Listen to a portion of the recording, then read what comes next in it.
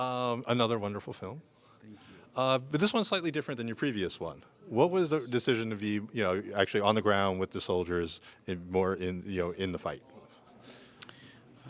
We are still true to our idea to be realistic, hyper realistic, to portray the war in a way that people whose stories we're telling are experiencing, so the audience can be there in those besieged cities, and in this case, in the case of this film, in the trenches with civilians who are defending their homes or who are trying to liberate their homes.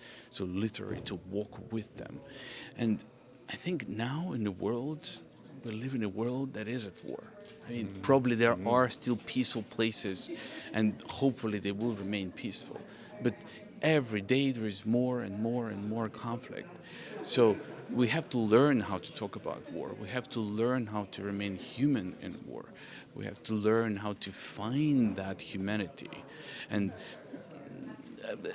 it is a true search for a language, the language that will speak to generations that they're coming after us about what was happening now, and hopefully, the world will still be in one piece. But what was the relationship? Because you had to build a relationship of trust with the soldiers, and some of them tried to get injured or fight. What was the process of building trust between you and the people fighting a cause and fighting for their lives? The process is to involve them in the process of shooting. They have cameras too, as we have cameras, and we are on the battlefield, and they are on the battlefield, and they are recording their battles. And those are the most important moments of the film.